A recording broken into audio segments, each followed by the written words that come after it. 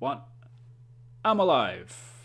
Hi everyone, and welcome to the Polygon Forest. I am Ubisoft concept artist Vin Hill, and I am joined as ever by the indie developer, Mr. Christopher Jarvis. Hello. Chris, I heard you got a cold. How's that going?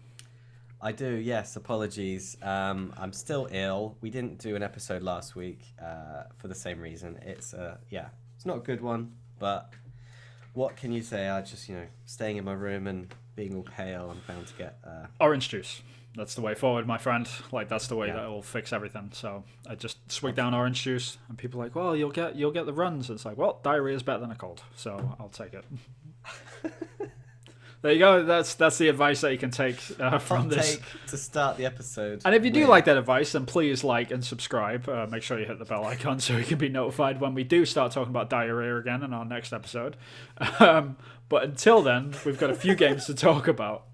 Today, we've got quite a bit of negative news, but we're going to try and be positive about it. We'll try and put some positive spins on it today. But we've got Battlefield to talk about. We've got some stuff surrounding Activision that's been hot in the news over the last couple of weeks. Stuff sort of moving around that, as well as some sort of stuff with the Game Awards, which finally got its nominations out, and I think the Game Awards is in a couple of weeks. I think it's like on the 9th or something, so it's pretty soon.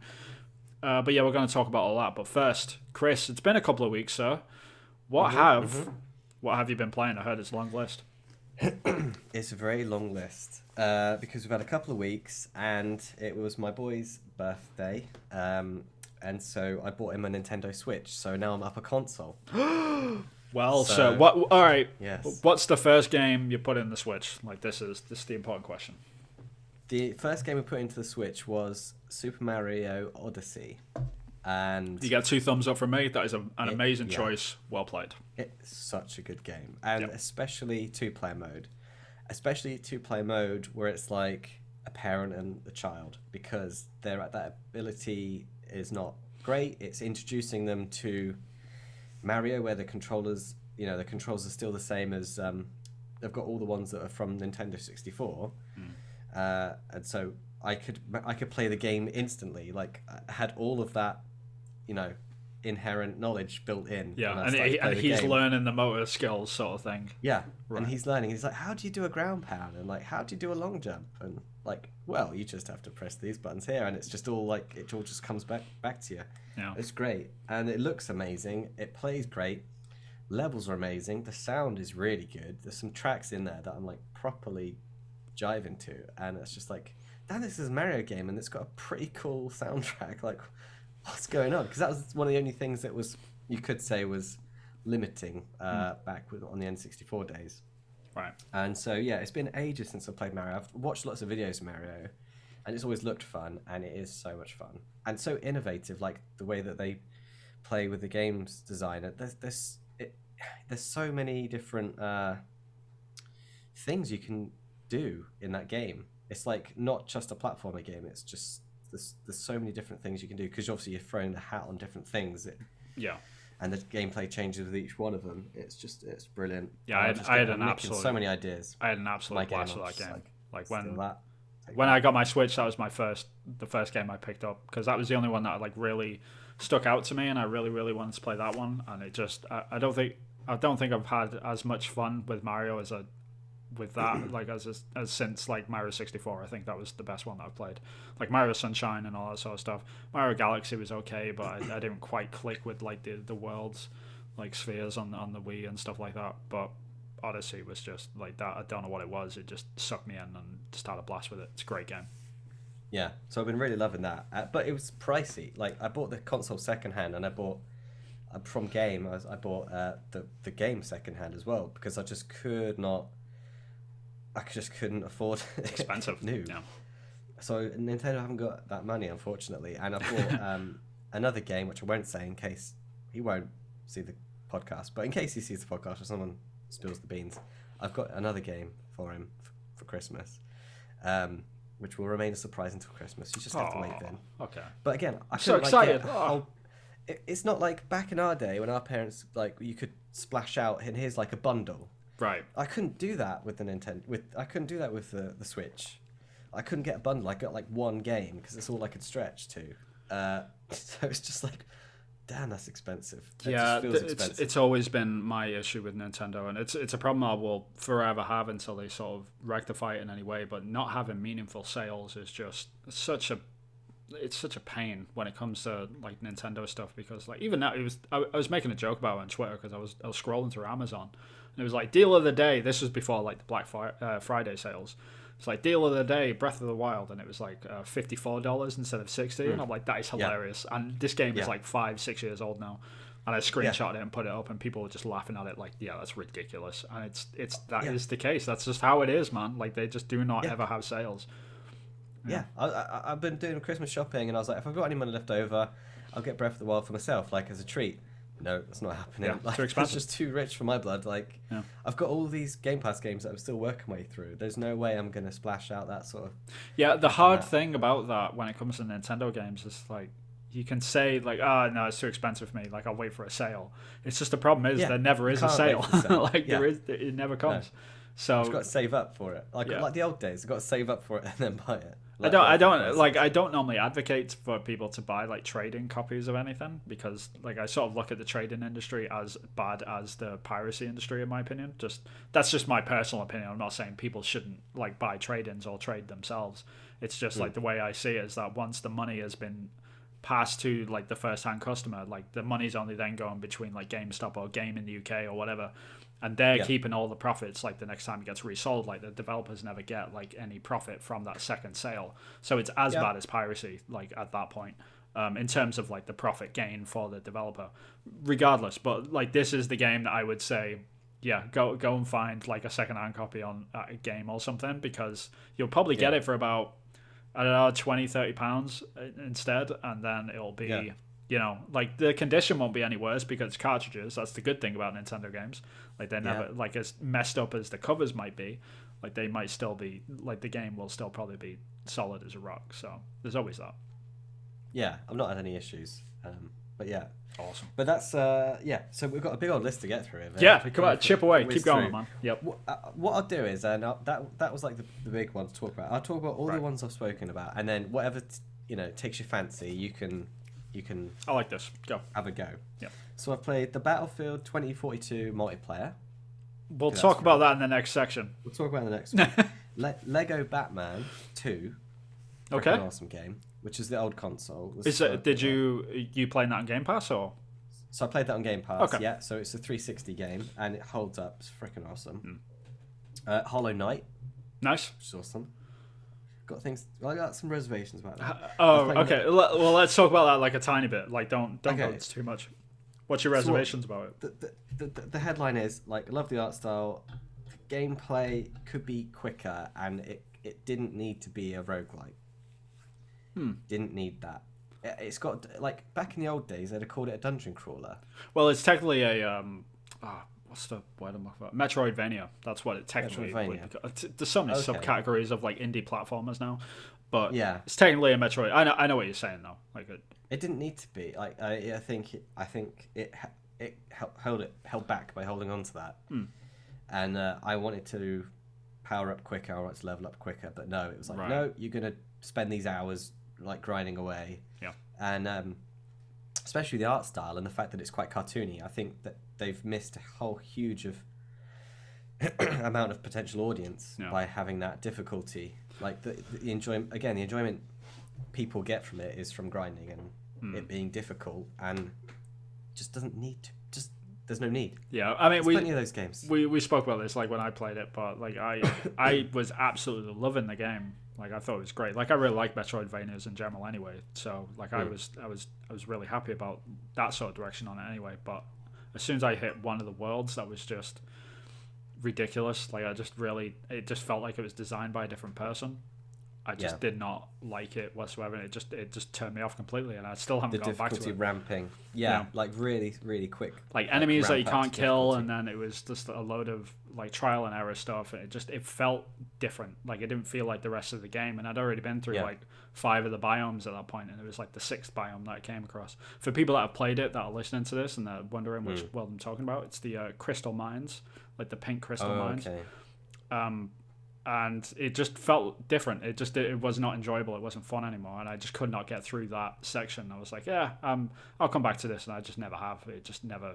I never felt I need to go back to it. But yeah, The fungus was hard. The fungus, like the mushroomy one, that was difficult. Everything exploding and stuff. Yeah. And again, it's like it would have been better. Like better. Like for me, personally, just have more health.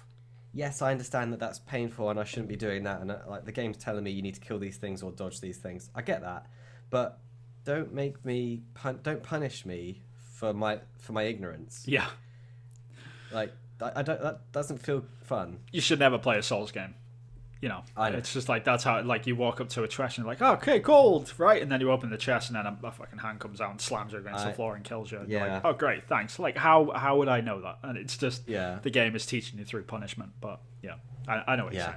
It's very much like it's strange because thinking about sort of Metroidvanias and stuff like in terms of games design, they're so different like compared to other platformers. You have to literally design around that aspect of it. Like in terms of slow walking your player and like making things really difficult, so they have to really think about like the animations that are going to hit, and you know there's a lot of that, and that's what players like about it. But if you're not into Metroidvanias, like it's always like it rubs people the wrong way. But I totally get what you're saying.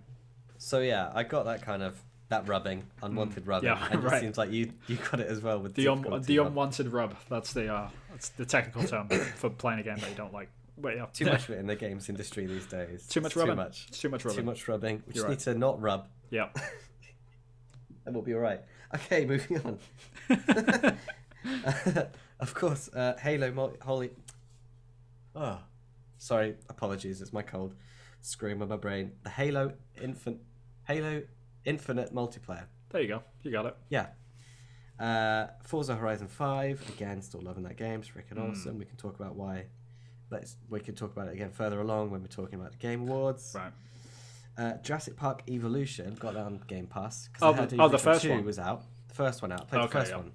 Freaking awesome. I love that game. Like, oh god, I could talk about that game like for ages. It's one of those games that sleeps on a lot of people, but the people that play it love it. It's brilliant. You know, it's really good. It's like especially if you're a fan of the IP, like if you grew up with them movies. Yeah. And you're like that making a Jurassic Park. It's great. That difficulty ramp was difficult but rewarding, and I think they've really nailed it to get the maximum amount of people like invested, and then like enjoy the challenge of that when it gets difficult. I think Jurassic World Evolution 2 is going to be my Christmas game. I think we're going to buy that for over the holidays, and I'm just going to play that for like 3 weeks. And then because that one's got flying dinosaurs and like sea dinosaurs as well, isn't it? Oh, you're speaking my language. Like, I'm really looking forward to like sitting down and actually playing that game. Yeah, if it's the same people that did the first one, then they're gonna knock it out of the park. I'm sure. Yeah, absolutely. Surgeon Simulator on the Xbox. Terrible game. Yeah. Terrible. Like hurt my eyes. Made me feel woozy. Really? Okay. The controls are just rubbish. It's meant for it. You should play in VR. Don't play on a console with a controller. Just don't. Yeah. So there's that. Battlefield 5 campaign. I played the French campaign when you play like the African French. I remember this one. Yep. Storming the castle. Right. Wasn't impressed with that campaign. Yeah, it's very much. It was very problems. It's very thin. Like it was. Like they just want you to get into multiplayer. And that's it. Yeah, the AI was stupid. The frame rate was dipping out like nobody's business. I was thinking, I'm playing this on the Xbox Series X. This should be. Yeah, it should be locked. It should be solid as a rock. Yeah, but it wasn't. So that was sucky. The Battlefield 5. That Battlefield 5 campaign. And that, there we are. That's the end of the list. That's the list, guys. That's it. But you've been playing games, I'm guessing. But you look by the looks of it, people are watching on the YouTube video can see behind Vin that he's got some boxes packed up. So maybe he hasn't had that much time. No, I really haven't. Play many games. Yeah, I mean, certain situations. Like the reason why we were off last week as well is because I'm currently in the process of moving house, and as you can see, boxes. And the Watch Dogs Legion isn't a shill thing. That's like it just happens to be there. By the way, I'm not. you know, I did work on that game, but I'm not just shilling it. Like, it's not a billboard to go and play that game. You can make up your own mind. Just showing off. Yeah, showing right. off. I worked on this game. No, I don't do that. But yeah, the one game which I have been coming back to because it's very bite-sized and I'm able to just play it over and over again is one that you've been playing as well, which is Halo Infinite. I had no faith that Halo could ever come back, honestly. Like, I thought, you know what? Really? Yeah, I thought, like, Halo 3 was a long time ago, man. It was a long time ago. We're talking, like, 2008, like, it came out. So, that was the last good multiplayer Halo, I guess. Halo 4, I recently replayed that, and I was surprised how good Halo 4 was. Like, people really gave that game a hard time, and I don't think it deserved it. I think people should go back and give that game a good shot, because it's really good. Campaign's solid.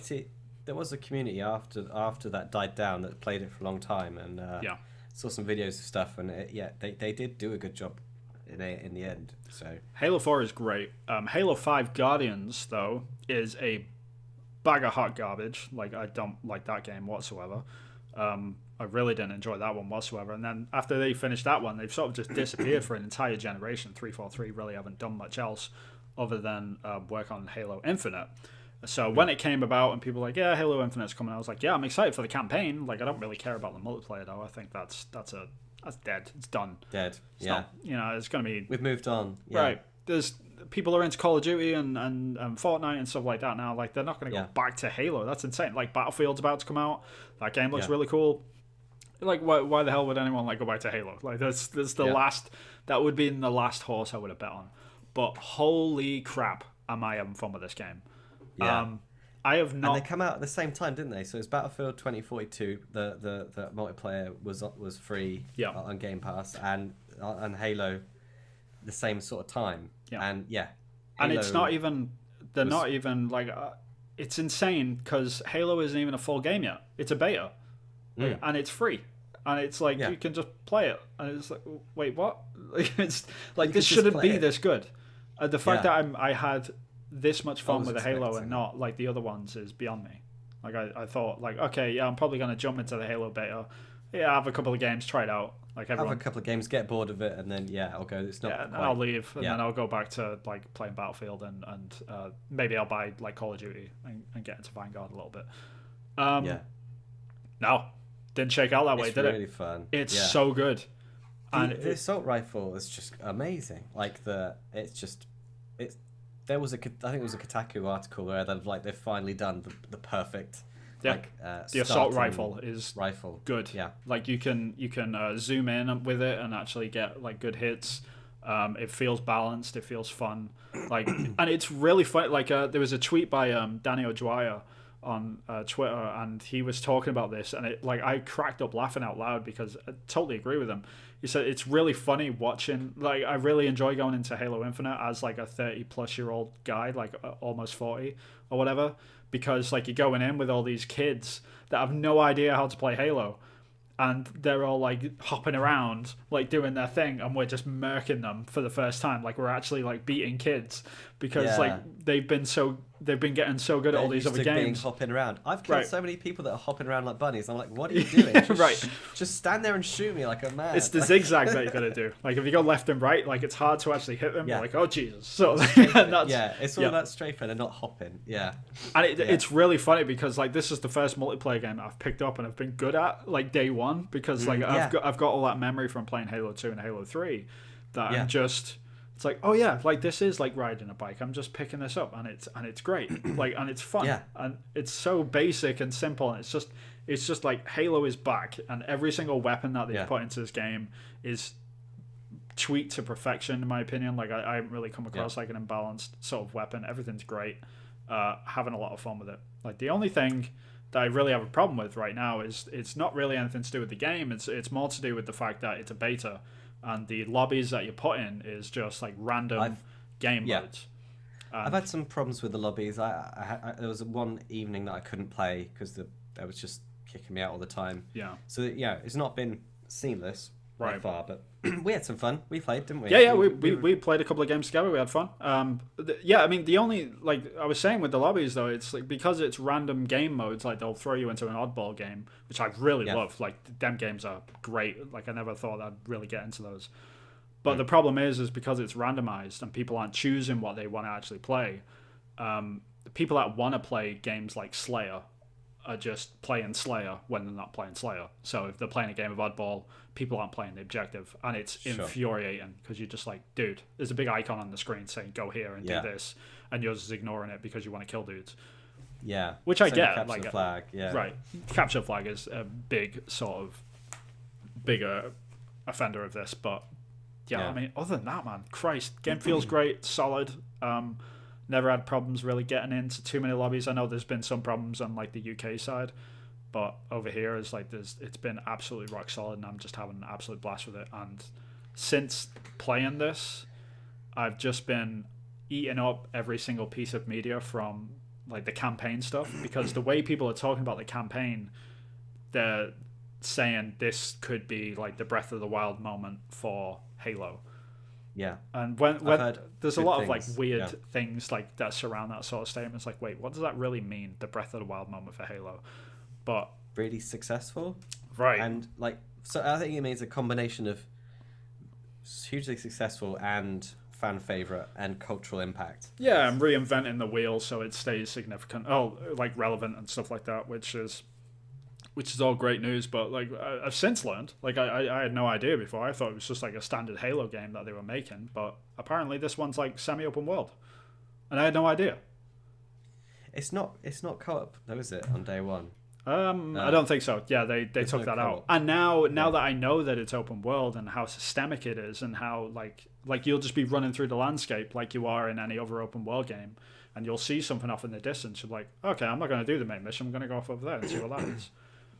And like trying to organize that like co-op sort of thing, like there's a lot of design issues they have to fix and sort out. So I kind of get why now. Like if it was just a standard single player campaign of a Halo game, corridor game, I get that. I think I would totally understand why people were mad that like, wait, why isn't co-op like day one? Like that's weird. But now that it is like this open world systemic thing, it's sort of like, oh, okay, now I get it. Yeah, so maybe they'll introduce it later on once everyone's sort of played the campaign, possibly, and it's just like having a laugh and chilling out with friends and stuff. But yeah, I'm really excited. The weapons are really cool. Like, did you check out all the new weapons? Yeah, so much fun. Like they've got a Fiesta like thing. They've got an event running at the moment, which is like all of the Covenant weapons, like, and they're all like overcharged ones. But you can go and try those out, and they're all completely different. And there's some really new ones in there. And like the Spiker is really fun because it's a one-hit kill, and you can basically use it as a bolt-action rifle. But it's like really cumbersome to reload and stuff. And it's really well balanced in that respect. Like it's great. I like the reload of the assault rifle because it's quite a long time as well. So it's right. I like the balancing on that. So you do have to sort of, it just adds that extra element of tactics. Yeah, which is really good. Yeah. So all in all, really excited for that. Can't wait. And I'm having an absolute blast with it though. Like I can't say enough good things about it. And I never like I said before, I never expected to be this excited about Halo. But now that I've been playing the multiplayer and seeing all the stuff online, I'm really excited for this game to come out in a couple of weeks. Like it's gonna be a good one, I think. And if anyone's wondering, if any of the viewers or watchers are wondering, then Vin, I think it's fair to say that you're probably a better player than I am at the old FPS. Sure. At least at that. Yeah. I can agree. You're higher up on the leaderboard when we were playing together, but I wasn't often at the bottom. That's all. Like the only thing I ever say to people, like the only aim that you should get is to try and get either more kills than you get deaths, or you should get more. Like more ball time with the oddball. Too many innuendos in there not to laugh at that. But it's okay. Yeah. Everyone likes ball time. Everyone likes ball time. As long as you're having fun though. I mean, and we had fun. That was it. And in contrast, Battlefield 2042, I played the multiplayer. You got a lot to say. I want to hear what you say first. Like that's the thing. It was fine. Like I had no problems with the multiplayer. It was people just going in and trying to figure out what the maps were. I got caught up in a tornado and then As you it do. flung me out the map. Yep. It was more difficult than Halo, but I still managed to get more kills than any other Battlefield or COD Right. in recent years. So whenever I play a Battlefield or COD, I can maybe get 1 or 2 kills a map every match. Sometimes I just won't get any because there's all these super pro people. So it was quite refreshing going into a big map where people didn't know what they were doing, and I could get some kills then. Yeah. Yeah, I mean, God, how do I even start to unpack this thing? I mean, I was super excited about Battlefield. I mean, we spoke about it a lot. We talked about it almost every week. Like every time there was new stuff, we would go and watch it.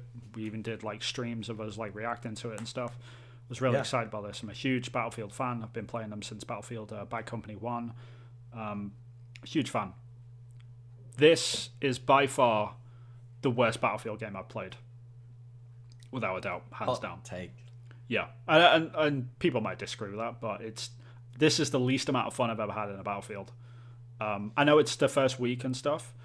It's the first couple of weeks, but the game just isn't there yet. It just doesn't feel finished. Like that's the only way I can really describe it. Like I'm sure it will get there, and in a year's time, I'm gonna pick it up again, because, like, spoiler alert, I got to the end of my like 3rd game, and I was like, you know what, this isn't good. I'm gonna ask for a refund and see if I get it, and it was granted, and I got a refund from Microsoft. I no longer have the game. This is not worth the money to me yet, personally, and I just couldn't. So what were your issues then specifically? Can you break it down and what the problems were? Yeah, I mean, I was playing on Xbox Series X, to give some preface to this, but first thing I noticed was the game does not look that good. It doesn't, like, the trailers do it a lot of justice and really show it off in its best light, but when you're actually playing the game, it's very empty, it's very big. When you do get into like an interior of a building or something, it kind of looks like an Xbox 360 game. It doesn't look that fantastic. I understand like the scale of the maps and stuff, like they have to sort of accommodate for that, and they've only got so much system memory, and they've got to like pile all this sort of stuff in, but like the action's outside, and you're sort of like, my wife is playing a video game, so she's reacting to Astro's Playroom right now, so yeah, if you hear any like, she's having a good time. She's enjoying it. But yeah, like when you're actually like outside and stuff, and like all this cinematic, like a tornado goes by and a plane like crashes into next to you and all this sort of stuff, like it looks great then, but like anything outside of that, when you're just like in a secluded area and you actually start taking notice of the environment, it doesn't look that good. Like, and I was on Xbox Series X, I was expecting a lot more, especially because I bought the like the cross-gen like version of the game. It's basically a paid upgrade to the next gen version. And I was playing that, and it just did not look that fantastic.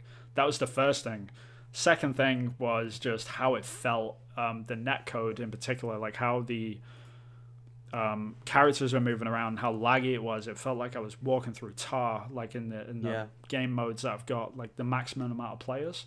Like it just a lot of lag. Like I was rubber banding, which basically means the connection can't keep up with you, so as you're running forward, like as you're catching up, like it pulls you back to move forward, so it feels like this jittery, like you feel like you can just feel it. I can't really explain it, but there was a lot of that. God, what else? The weapons like aren't that fantastic. There's like one assault rifle which is pretty decent. Everything else is sort of very average, medium to poor. Like they've average to poor, sorry. They've got like instead of having the set classes of Battlefield. Sorry, I'm going on a rampage right now, but this is like I am unpacking stuff. People that play Battlefield will understand this. But normally in Battlefield they have a class system, which is like assault, recon, support, and medic. Like they're your 4 classes that you always had, and you had to pick them, and then each of them classes have their own weapon sets. But in this new Battlefield, they've actually got like a character system. They've obviously taken influence from stuff like Rainbow Six Siege and Apex Legends and things like this, where it's personalities now, and these personalities have like might have a sniper rifle and they've got like a wingsuit, and then another person might have like a little turret that they can set up that could shoot people automatically, and if you're close to it then it actually shoots better and it's got better accuracy and all that sort of stuff.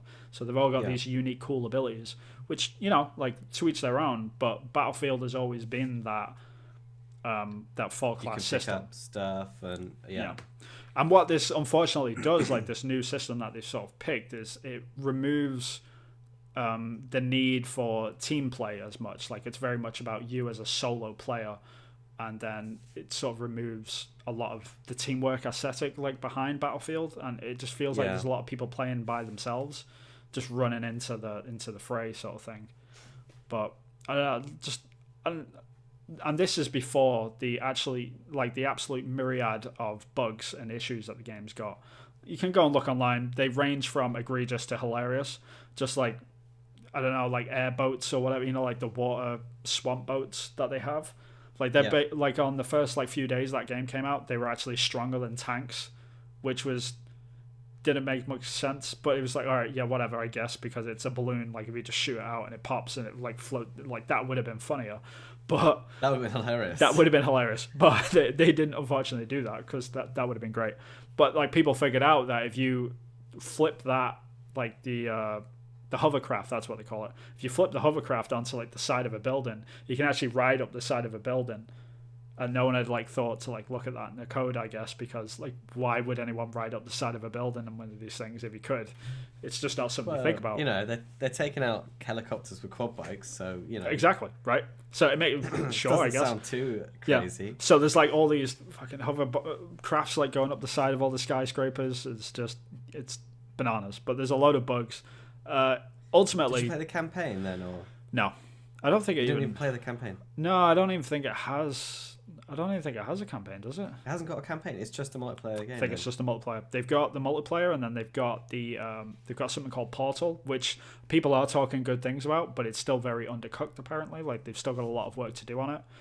And this is that where you can have the 40s planes with the jets on one side, and so you can sort of customize your games however you want. So you can have a game where everyone's just got like rocket launchers and knives, or like everyone's got knives and the like their medic paddles, and that's the only thing you've got. So it's just people running into battle, these things, and like in the middle of 1942 or something. It's just hilarious. Which that stuff's cool. Like slappers only and all that sort of stuff. Exactly. Yeah. Yeah. So it's that stuff's cool, but I think it's got a long way to go. But when they get that stuff up and running, and it'll be great. And that's sort of where I land on this whole thing, is that the game just is not done yet. It's just not finished, and you can feel it. Like when you play it, it's not tight. It's not polished.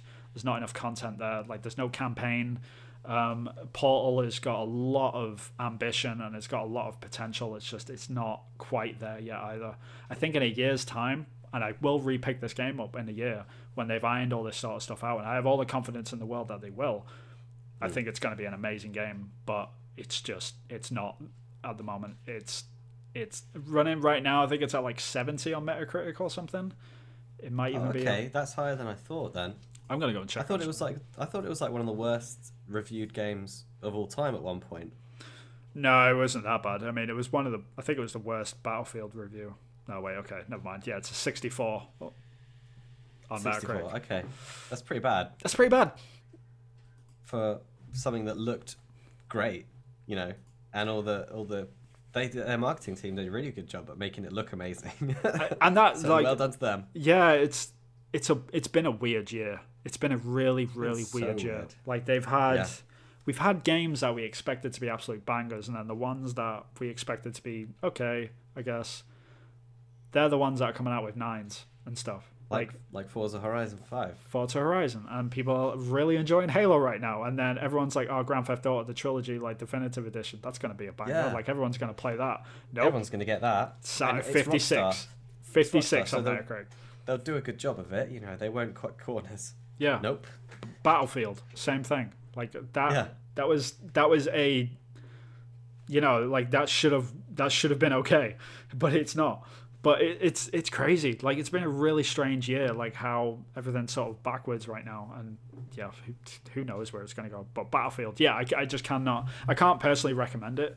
If you do buy it, like I'd say, like go and look at some streams or something. Like you'll, and get some like decent feedback. Get an idea. Actually talk to people about it, because it's very hit and miss. If you're an old school Battlefield player though, like you might not enjoy it. But if you're a new player coming into Battlefield, it might be different enough. Like you've got no point of reference, so it might be a good game.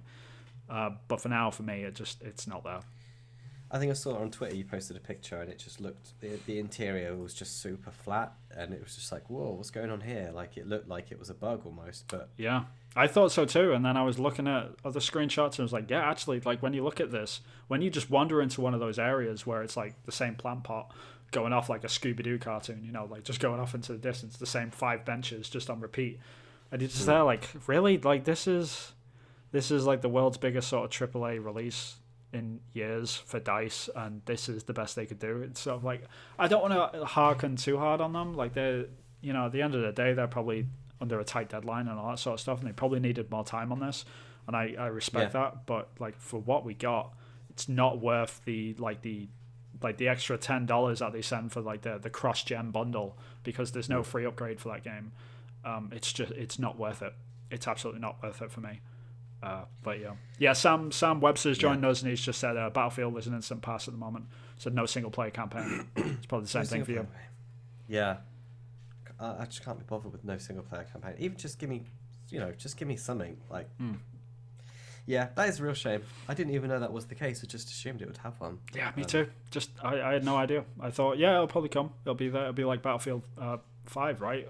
Like, or Battlefield 1 as well, where they have these sort of chapters, maquette, like little bits of chapters from different characters in different situations. Would have been really cool. Like a world war surrounding like climate change and all that sort of stuff, and could have been really cool. Especially because they've got that game mode where you can get the 40s planes, you know, from World War II, you know, in with the jets. I thought, well, that means there's got to be a time portal or something, campaign. Right? Yeah. Or some sort of elements which uses that in a single player campaign. Like why? Yeah, it's just a bunch of soldiers stood there like talking, and then like a portal opens up, and like Nazis come out and like, we figured it out, yes, and stuff, and then like it's just like that's the campaign, and you're like fighting, and it's just like the portal opens, and there's all this stuff from all these different areas. I'd play that game. There you go. Where's that campaign? Oh yeah, man, bananas. I'd play that game. I'd play that game. I absolutely would. But yeah, we should probably ship over anyway to the next topic. But yeah. So what do you want to do? Activision, or do you want to do Game Awards? Yeah, Game Awards. Let's do the Game Awards first. Let's do Game Awards. Yeah. It's because it runs with the theme of you saying it was a topsy-turvy year, and I think we've somewhat got a topsy-turvy list of nominees for Game of the Year. Yeah. Yeah. So, Game of the Year, we've got the nominations that are out, and we've got Deathloop, It Takes Two, Metroid Dread, Psychonauts 2, Ratchet and Clank Rift Apart, and Resident Evil Village. Yeah. And you and I both think that Forza Horizon 5 has been missed with that. Absolutely. I think that is the biggest omission for this, and that's...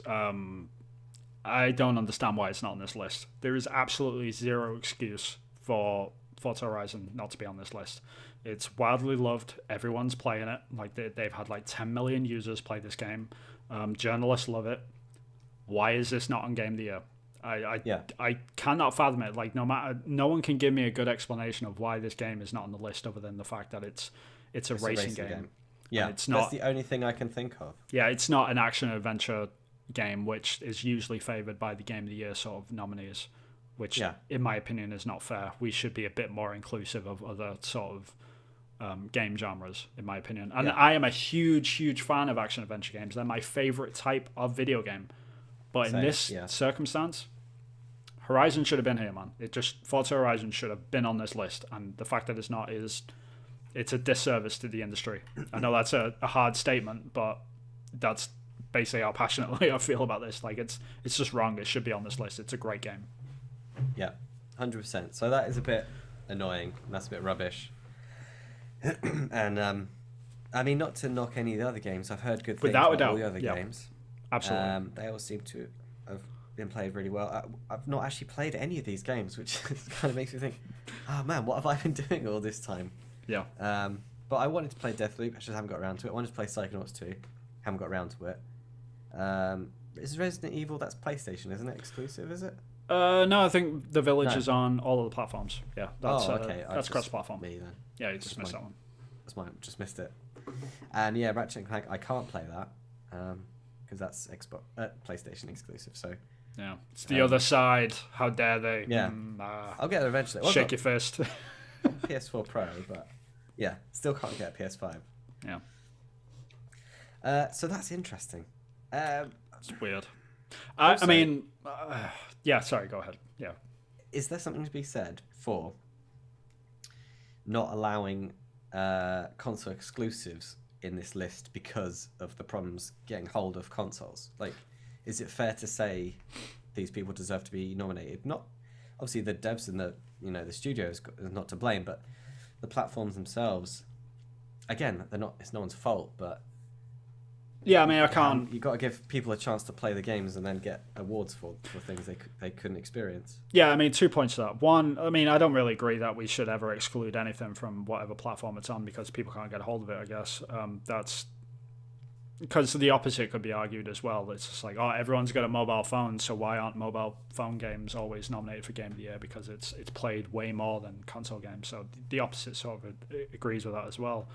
True, yeah. But I guess, like, if I don't know. I mean, I understand where you're coming from. It totally makes sense. But like the main problem with this, and the main problem which I have with the Game Awards altogether, is that it's not really based on how many people play these games. Unfortunately, like that's not the metric they use. Horizon 5's not on there then because yeah. I mean, that's a metric that's the way that they actually nominate games is through a jury of journalists. It's not actually through the gamers that often.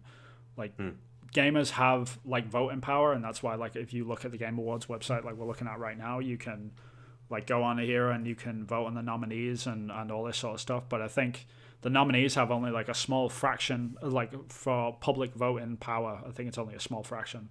The vast majority of the power is actually given to journalists from various outlets, which is I have a huge problem with personally. I think this is the main thing which sort of drags down the Game Awards more than anything else, is the fact that journalists have so much power, because it's just it's bananas to me that this list of outlets that have got to pull deals with publishers have all this power in who gets voted Game of the Year and stuff like this. I just do not agree with any of this. We don't do it with movies, we don't do it with music. We have Academy Awards for the Oscars, which is built up of industry veterans of the movie industry, so cinematographers, directors, producers, writers, etc., who get introduced. BAFTAs as well. They get introduced into the Academy every year, like a new selection of people. It's like, okay, these are the people that get the voting power to be in the Academy Awards. In the games industry, journalists. Why do journalists have so much power in this? Like, people with these strong, crazy opinions who are hyper-liberal. Like, I am a liberal person myself, but like they swing a certain way for certain games as well. There's a lot of weird opinions around this which they shouldn't be in there. They have a lot of biases for like personal opinions. They might have great deals with certain publishers, or they might have been blacklisted. Like if Kotaku are on this list, which I don't actually believe they are this year, but if Kotaku are on this list, for an example, Kotaku have been blacklisted by Ubisoft and Bethesda in the past. Right. Are they inclined to give a Bethesda game or a Ubisoft game any award nominations? No. Probs not. Why Probs not? lol. Yeah. Yeah, exactly. And all of this sort of spirals into this just weird ecosystem of, okay, like where does this actually matter? And it sort of it all comes to a head with games like Forza Horizon, where people usually favor action adventure games in the games journalist space because they're their favorite games or whatever, and they're not looking at it objectively. But I don't know. What do you think about it? Yeah, I agree. I think it sucks that journalists get to choose. I'm fine with having like a mixture of devs and journalists just to keep the journalists in check. And yeah, it shouldn't be one group of people. Unless you just say it's just open for public voting, and that's I mean, but then you have your own problems with. Oh, I agree. It shouldn't be public voting. It shouldn't be just public because you get marketing companies that can push the voting for certain games more than others, and so it's whoever's got the biggest budget can win.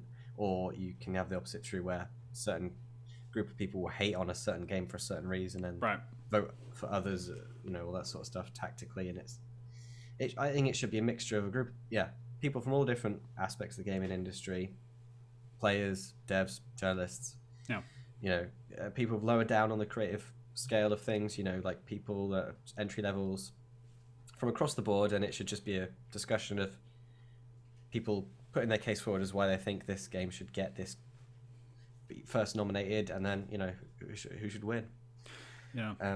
It's some more comments from Sam. I don't know if you wanted to read. Yeah, sure. He says, I cringe when publishers talk about our friends in the media. Yeah, I absolutely agree. High conflict of interest and inappropriate relationships. Correct. Yeah. I mean, at the end of the day, these people are going to do business together all the time. And that's not necessarily a bad thing. It's like this is the machine that is at work. They are cutting deals to get exposure for their games, their products, and the outlets need the deals with the publishers because they also need the clicks on their website so they can survive. This is the ecosystem. This is how it works. But then when you start asking one of them two parties, okay, now you need an objective opinion on who should win an award. It's just is that really fair? I cannot think of any situation where that's fair. And Jeff Keeley, this is the thing, the Game Awards, Jeff Keeley, you need to doff your hat at this man. He has done a lot for our industry, and you cannot knock him for what he's trying to do. But to me, what's he doing? What's he doing? Jeff Keeley is the guy that runs the Game Awards. He's been around as a journalist for a long time as well. He's a Canadian guy. You'd probably recognize him the second you saw a picture of him. Okay. I know Keeley. He's always at E3. He's always doing shows. An amazing man, and he's done a lot for our industry. But in this case, I still believe there's a lot of work to be done for the games industry. And he was a journalist. That's probably why he's sort of lent this way, and this is how it's come about. But I don't know. It does not sit right with me. I would feel so much better if it was games developers voting on their peers, and just say, hey, you can't vote on a publisher that you're currently working for. Fixed. That's interesting. But then you'd have to make sure that it's equal parts. Sure. You'd have to make sure you get the maths right. You'd have to have the right number so that it can be equal. Yeah, and this is and that's a part of the academy, right? That's the reason why you create a games academy, so you can sort of figure that out. And everyone that you introduce into it is you vet them and you think about it, because the games industry now has been around for about 45, 50 years. There's a lot of people floating around that have retired. What the hell are they doing with their time? Why not bring them in? Why aren't? Yeah, people that made old action adventure games, point and click action adventure games. Why aren't they voting on?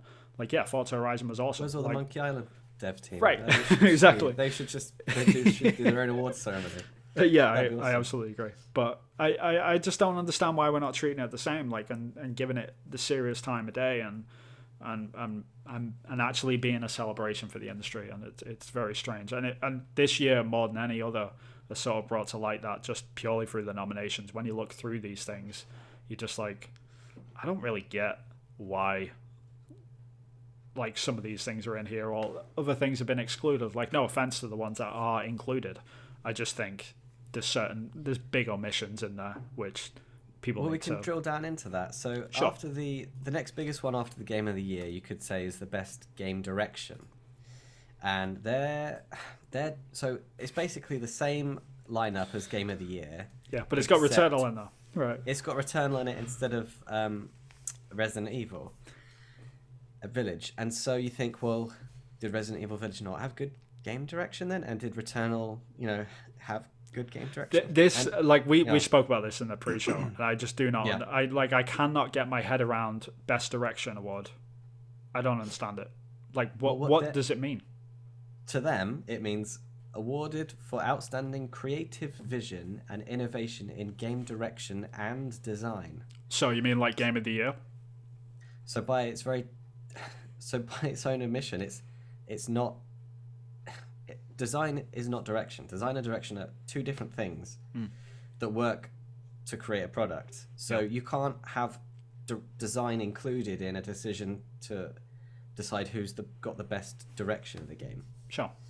Well, we figured it out, didn't we, Vin? We thought you could have the producers, Producer of the Year award. So yeah, I think, because this is the thing that people miss. We're sort of treating the games industry like a movie industry a bit too much in this respect, because people think that the director of a game is the end-all, be-all, when that's not really the case. Actually, a lot of the time, the people that are steering the ship like a movie director would either be the producers or the creative director. Creative directors are usually different from the actual directors of the game, because they're just like looking at schedules and trying to figure out like, okay, we need to hit this on X date and stuff, and the producers are sort of doing the same, but they're a lot more involved. We need to delay on this day and release in this period, and then we'll delay it that day. So they're different beasts altogether. Like you can't compare a movie director to a games director, and you absolutely cannot compare a games producer to a movie producer. You just can't. Like they're just different things. Totally different. And when we sort of apply that in the awards, like when people say, "Oh, best game direction," it's like, what does that actually? Does that mean like game of the year but not game of the year? Like we're gonna give this to the thing that didn't win game of the year? So it's like Returnal needs a nod, so we'll put it in the game direction, like because it missed out. And then in which case, why is Forza Horizon not on that list as well? Yeah, and this has been going on for years. Like we've been saying this for years. Did it not have good direction? Like it looks stunning. Yeah, there was one instance of this which really annoyed me. Like it was years ago. It was when a game called Journey came out. Like the people that have played that game, it was Journey and The Walking Dead came out, and they were both up for Journey. Game of the Year that year. They were both both amazing games. But this is where like they sort of found. This is where I first saw the flaw in it though, because they were both up for Game of the Year, and then Walking Dead actually won Game of the Year that year. And it was like, all right, cool. And then both games were up for Best Indie Game of the Year as well. And Journey won it. So does that mean that Journey was more indie than Walking Dead? Or was it a better indie game or was it a better game? Indie? Like, what? How do you even split that? Yeah. Because, like, okay, if Walking Dead won Game of the Year, and that's an indie game, and Journey... though. What's your favourite? Journey. Really? Yeah, I'm a Journey fan. Okay. Yeah. I love The Walking Dead. Great game, but I love Journey more. The Walking Dead, that stays with me. There's that scene that I can just recount, and it's just there. It's just stuck. Yeah. And I think that's probably might have been the first game that I like properly cried to, like properly just was like bawling at the end. Like a baby. It's just like, this is a really good game. Oh my god! I was playing it on my iPad. I remember it. Right. Yeah. Cool. Sam said some more stuff. Yeah, Journey, never heard of it. Get out of here, Sam. You are banished. You are banished from the podcast. Get out of here. And I'm a proper Austin Wintory. Like, I love his music. Great soundtrack. Yeah. I mean, I'm a huge fan of Eco. Like, everyone knows that. Journey is very much an Eco-ish game. Like, it's very much down that alley. So I can't not say no. Genova Chen is just like, he's one of the best game designers that have been around in years. And it's a shame that he sort of switched to the mobile scene, because I think like in the console scene, I think he could have been like the next Fumito Ueda, like the guy who directed Eco. I think he could have been like the next one of that, but like he sort of changed winds, which more power to him. I think there's more money in mobile anyway, but it's a discussion for a different time though, I guess. But yeah, I mean, overall though, the Game Awards, they're always weird. They're always different. As Sam mentioned, like the they're basically just like a massive market employ. They're there to announce new games and show stuff off. And they are silly and they are meaningless, but at the same time, it's a celebration and people coming together, and so there are arguments for and against. And then other than that, is there anything else that sort of sticks out to you with the game nominees for anything? I'm not too sure. I mean, the fact that Forza Horizon's like nominated for best racing game like annoys the hell out of me. It's like At Best Audio Design, it's got a nod there for Forza Horizon 5 Best Audio Design, so recognising the best in-game audio and sound design.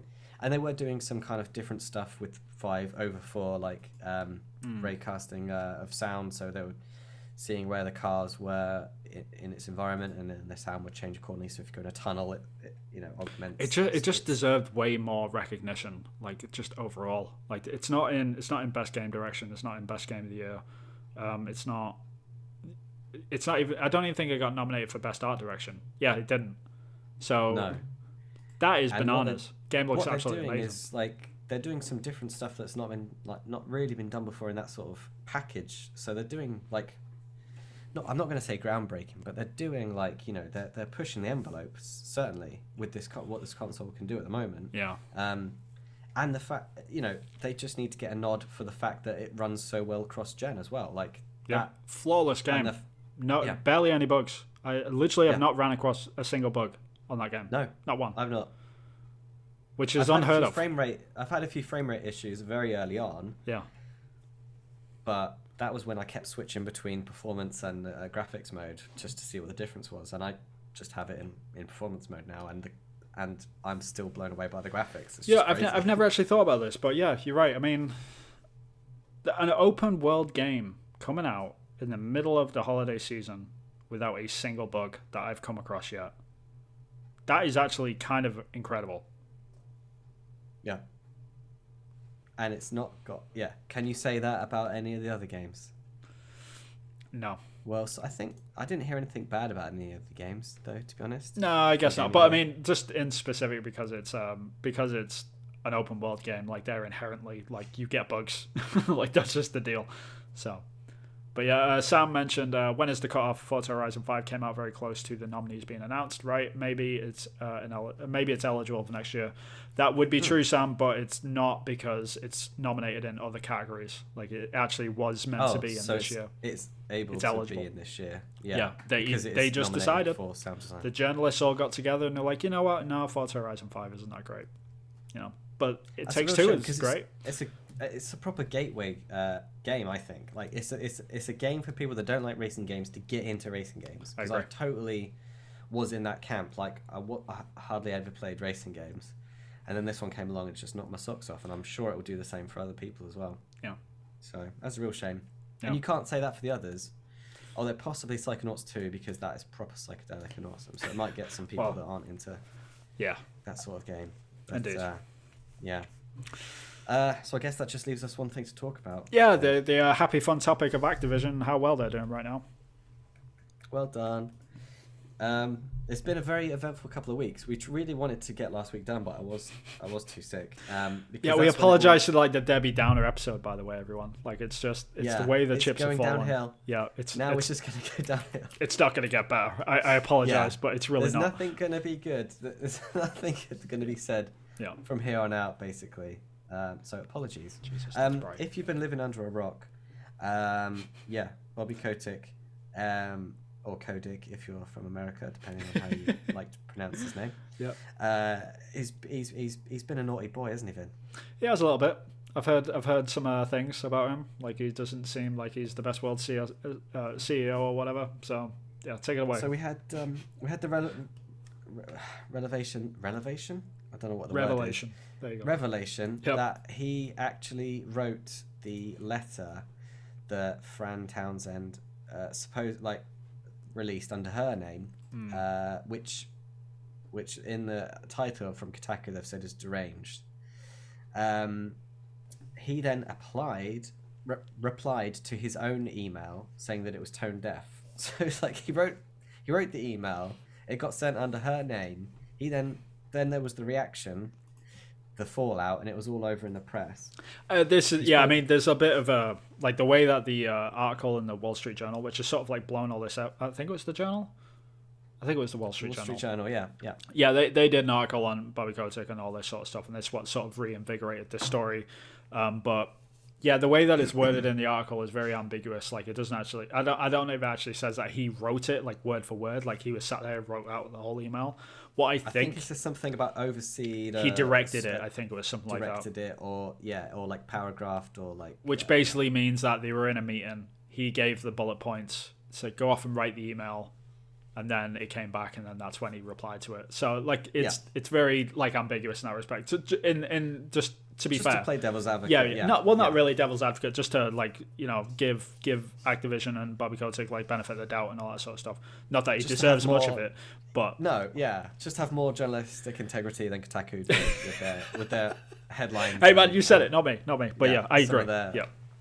Some of their bottom lines.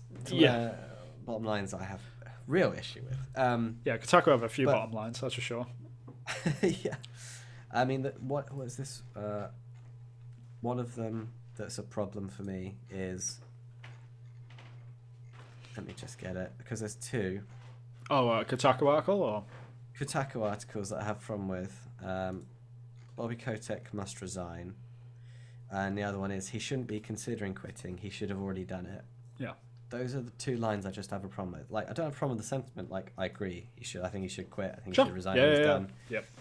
He's not going to be able to fix the culture of Activision. And even if he did, like we spoke about this in the pre-show, but even if he did, I don't think it would matter at this point. The sort of the machine of social media is sort of grabbed onto the fact that the only thing that will fix this if Bobby quits. Like, and now, even if he does fix everything, like I just don't think it matters. Like, he's not going to wiggle his way out of this one. Unfortunately, it's just even if he stays behind, because I think like he put out a statement saying, said he would consider quitting if he can't fix company's culture. Like that was one of the quotes that we got out of all of this. I don't understand how he thinks he can fix the culture, and everyone go, "Oh, thanks, Bobby. Thanks for all that. You did fix it. Well done. We're moving on now. You redeemed yourself." Yeah.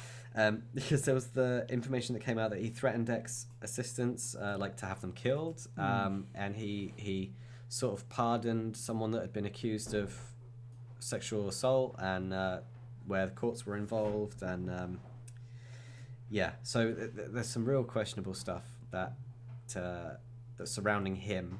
Of course. Yeah. And so I agree. I don't think he can stay and the company succeed or do well or prosper.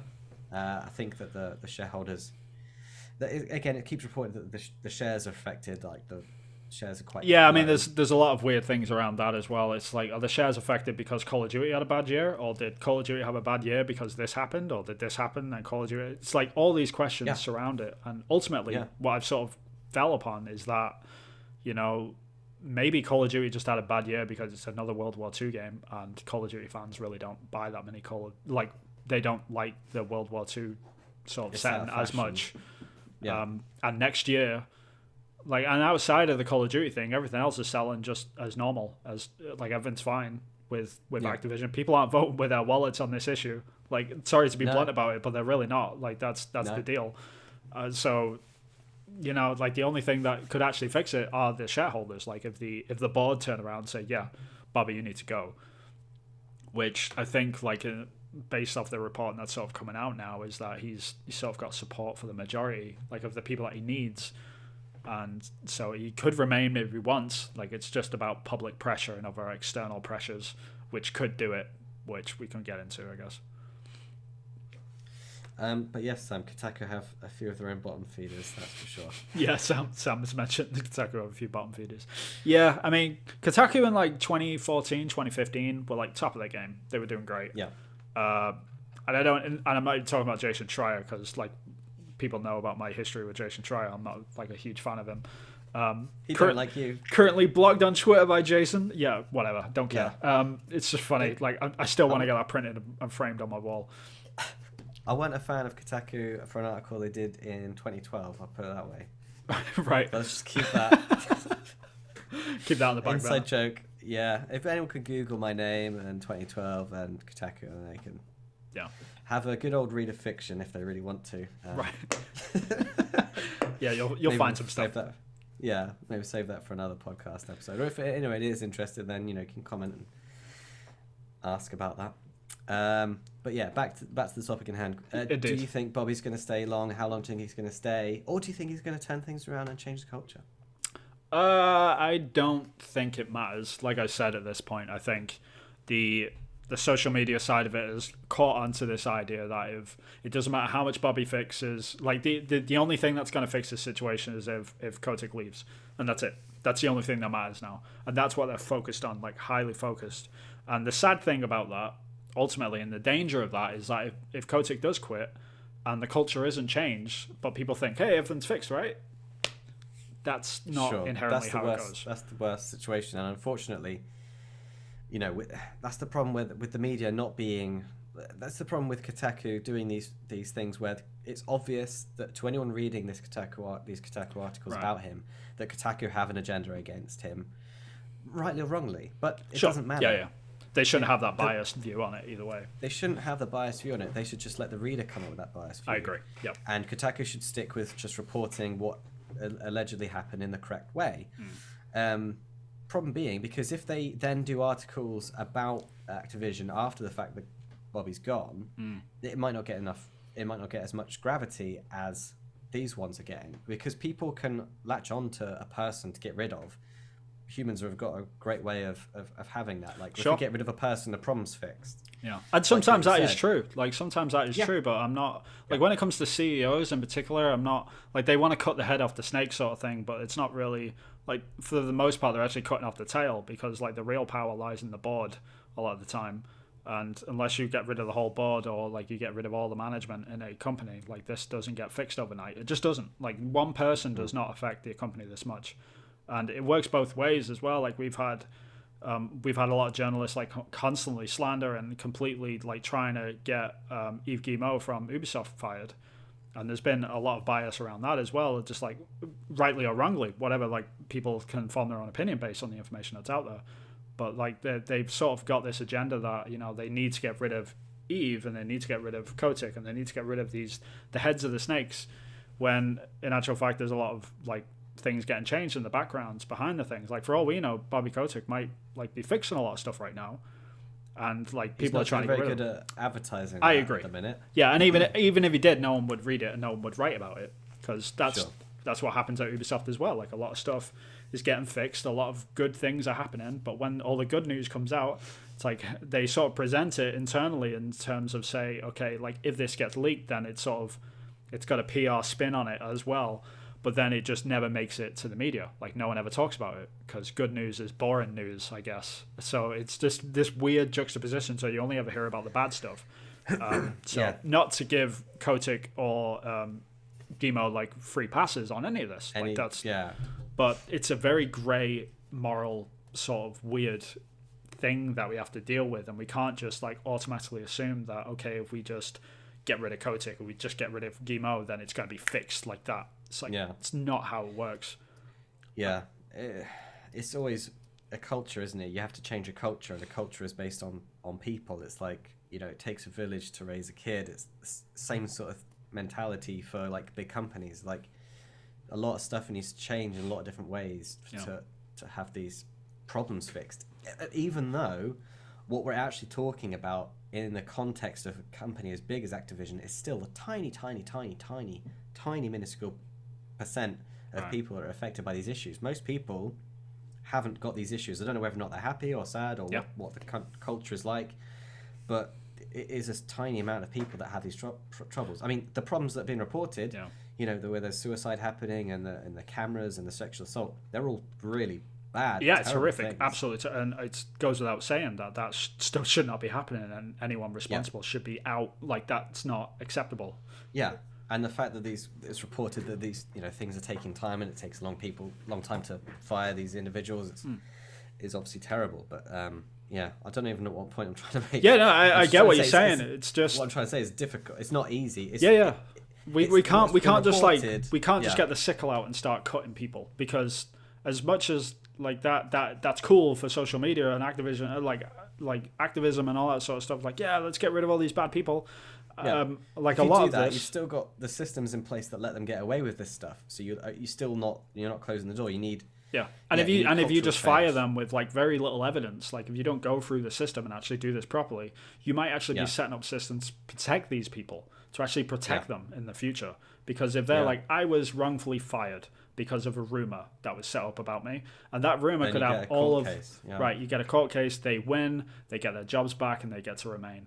And then it creates a system where it's like, oh, we actually can't fire anyone because of X, Y, and Z, because this happened in the past with a court case and they won. And then all these people are just suddenly protected and they're integrated and they don't move. And then unfair dismissal is really quite it's an interesting one, because if you need proof, and so if HR are going, we're firing you for this reason, and there's no evidence on the contrary, it needs to be concrete. Then you easily let yourself open up for a court case there, which might be why it's difficult to fire these people. Absolutely, and that is absolutely what it is. But like they don't report on that. Like journalists don't talk about this. They just like, look how bad this evil person is. Like, here's a picture of his face looking all happy with a load of money in the background. Like they always do the same thing. Like, how many pictures have you seen of Bobby Kotick with like dollar signs in the background?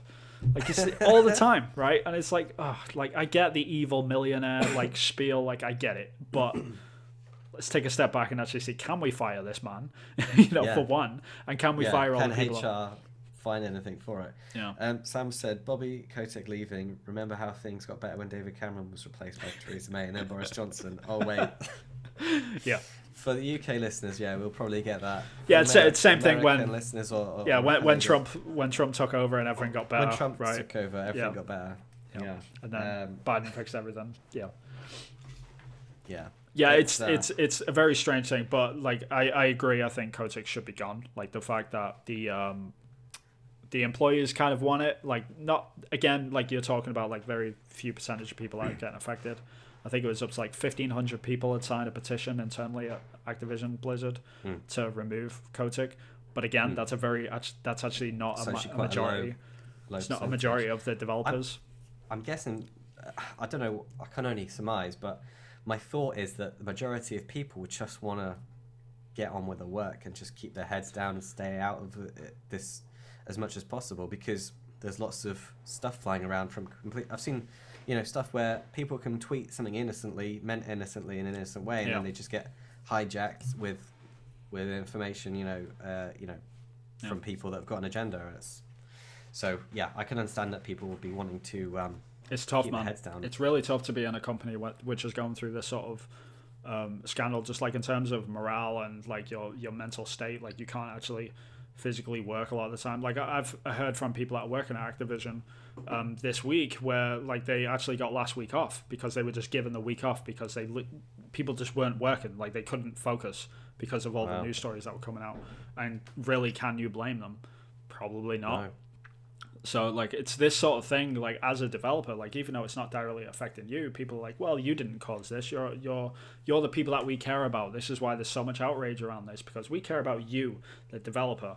But they don't really, like they care about like the story of Activision, like the giant, and like how that all gets affected and stuff, because they want to be seen as the David taking down the Goliath. Sure, and they want to rally behind a cause, and and the outcome's the same, energy. and it's still like, I understand why people feel passionately about that, but at the end of the day, like the people that you've got to remember in this whole situation is the developers. Like if you know anyone that works at Activision Blizzard, like reach out to them, like, hey, must really suck. Like you're still killing it, still do good work. Support, like offer support, don't offer anger. That's the best thing. Like offer someone to talk to, offer because your time. Don't offer attacking has its place, and on social media it's a lose-lose. Yeah, I mean you're shouting into the void at certain points. I mean, because this is the ultimate thing that I sort of wanted to get to, because like no matter how much outrage there is on social media, like it certainly does help social media and the developers writing certain things but like still not the majority. The board holders aren't gonna shift. They've pretty much said that publicly already, that they support Kotick and they support him staying.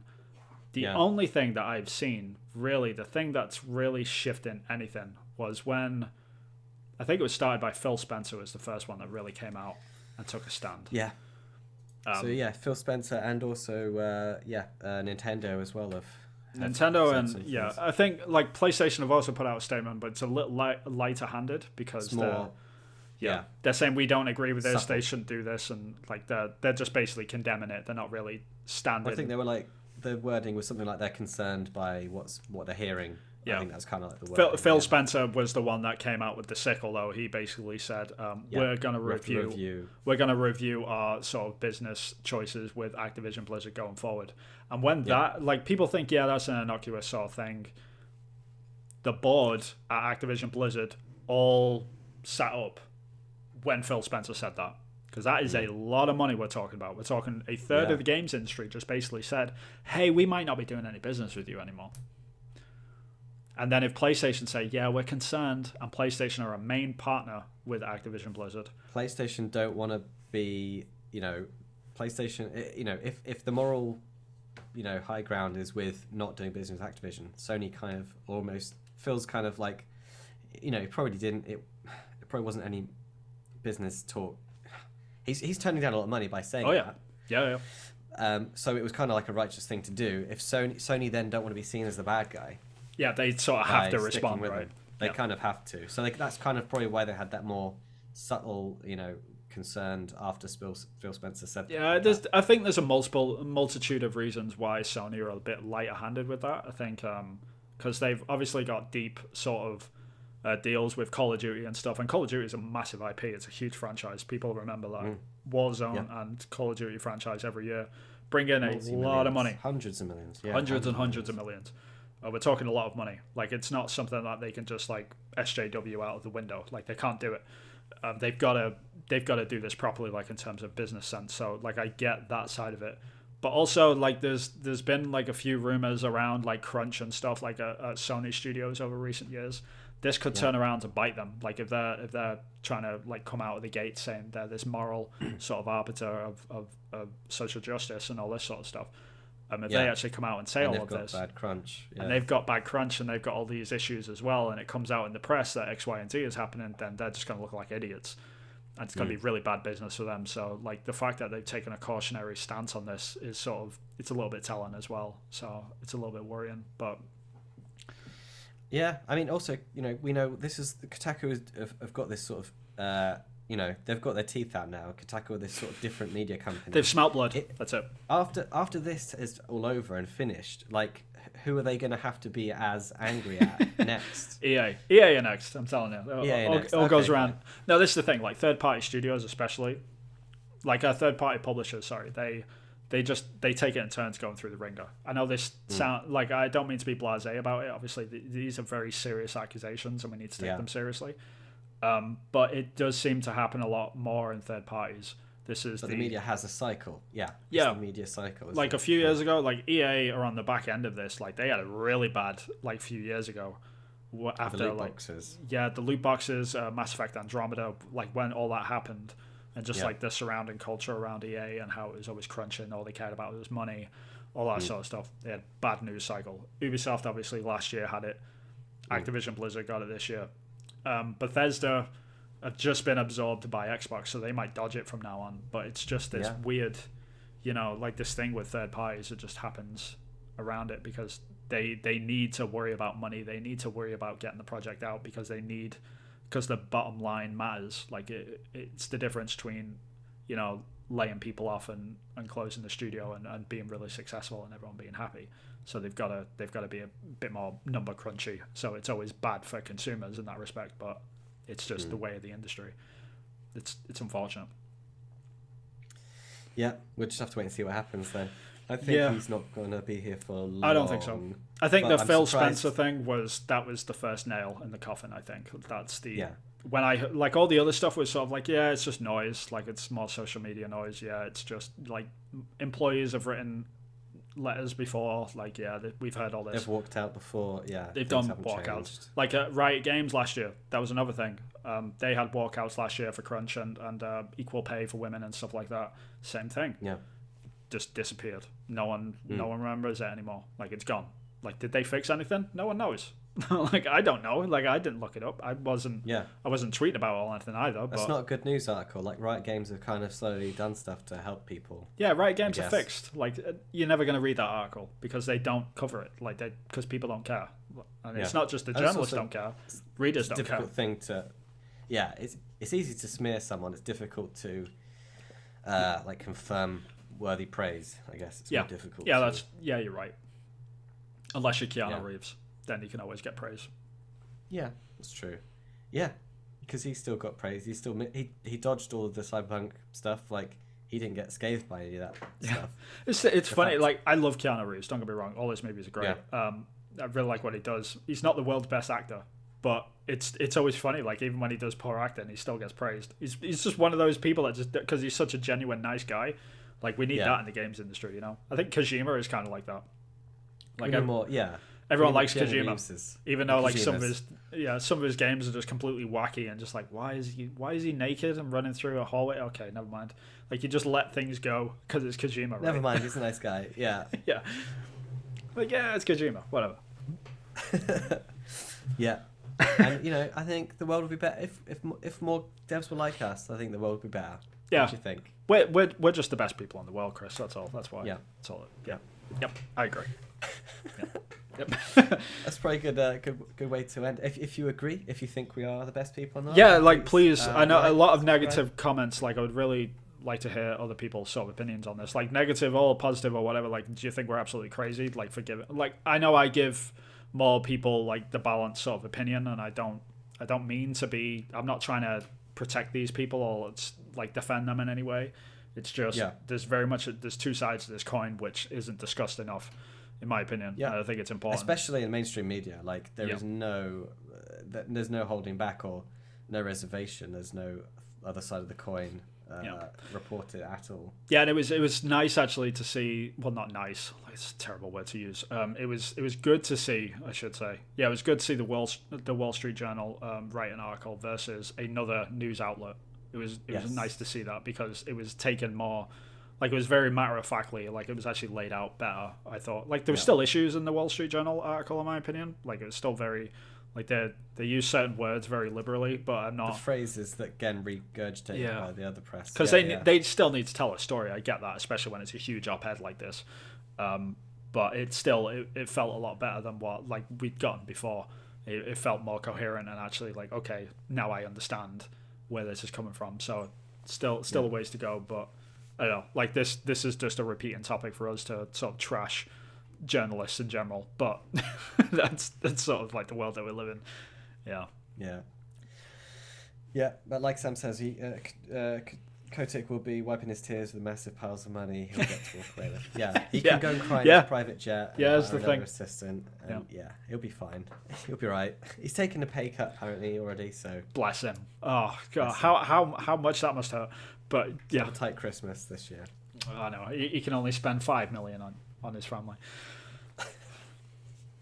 Anyway, that's probably a good place to wrap up. Yeah, that's good. Yeah, but please like, comment, and subscribe. Please comment, let us know what your opinions are on these negative stories from this week. Anyway, apart from Halo, because Halo is awesome. And if you loved Halo, then big it up. Or any other games that why aren't they talking about this game? Then please let us know. And let us know what your Game of the Year nominations would be. Like which we're missing. What do you think should be in there? Well, no, don't tell us what you don't think should be in there because they all deserve to be in there, I guess. But please tell us what omissions you would have preferred to have in. How much larger the nominations should be. Should let us know. 20 nominations, in my opinion. Yeah, why not? But okay, I guess we should leave it there. Thank you very much for joining us. Again, like, subscribe, comment, hit the bell icon so you can be notified when we do go live.